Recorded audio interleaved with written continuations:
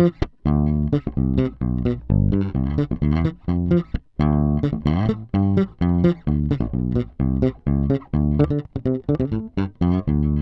there, Dan from onlinebasscourses.com. I'm going to show you today how to do that sort of disco, funky, ghost note, slidey kind of stuff. Now, the reason I'm doing this video is because I've just finished shooting one on the bass break to Car Wash.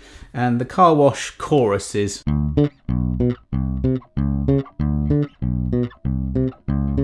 which I'll start with. So I'm going 5th fret of the A string, that's the note D. And there are many different octave patterns.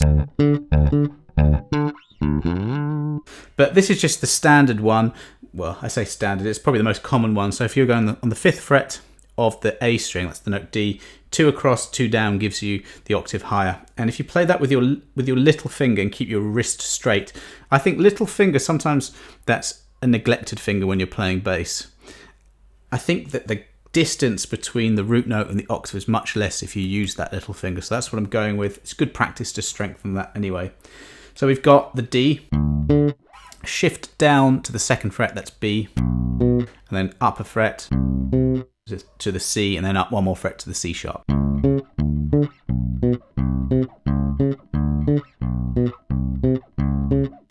Couple of things. I'm resting my thumb on the E string so that that's muted. But if you were resting on the pickup, then what you could do here, since your first finger on your fretting hand is always on the A string, you can just push the tip of your first finger onto the underside of the E string, and that will stop that, that will mute that. If you bring the finger back a little bit more, you'll also be muting that D string. Muting is really, really important to get everything clean when you're playing.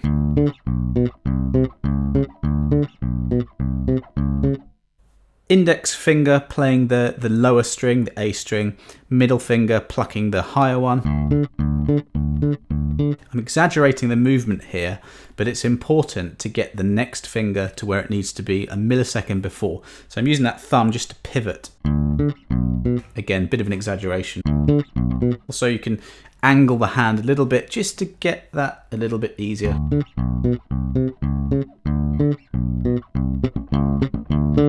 Now let's do that. Let's add in a ghost note. Also, what I'm going to talk about is the finger permutations, which finger you start with. And you know, you've got your alternate picking, which is commonly, or plucking, which is commonly the thing to do when we're playing bass. But there are sometimes when you might need to break that rule a little bit. Oh, one more thing I didn't mention is to keep, that top note I'm keeping very short just by releasing pressure. So I'm still contacting the string with my fretting finger, but I'm just coming off it. As soon as you come off, the note will stop. Okay, let's just analyze what that is. So you've got the plucked lower note, the plucked higher note, and then coming back to the index finger, plucking a ghost note.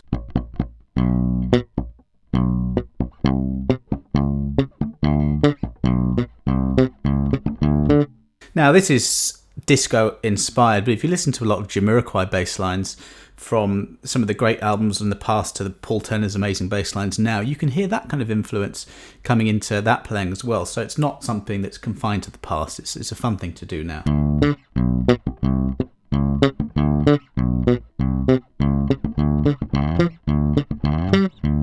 There's another good thing you can do, is just pluck a note, pluck the octaves, and slide up. Now, just quickly, this is in the key of D minor, and that's Car Wash by Rolls Royce is the same key, and it's very much a Dorian sound.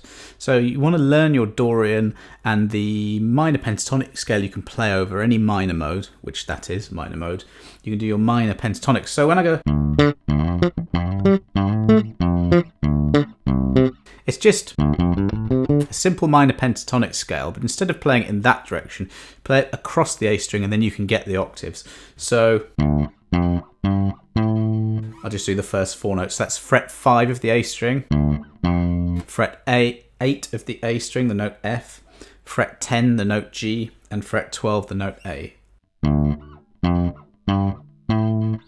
and any one of those notes that you're on, you can do your two up, two across pattern. You can do a slide and do that ghost note move.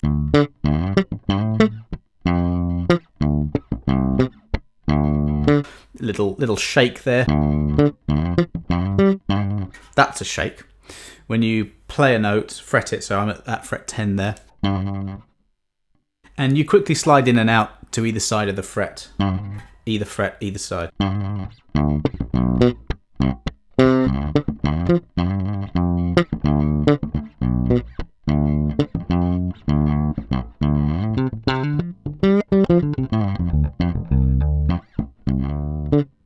Articulations, hammer-ons, pull-offs, slides, bends, ghost notes, vibrato, all of those little moves sound very, very good if you're playing funk music especially, combined with a real control of the note length.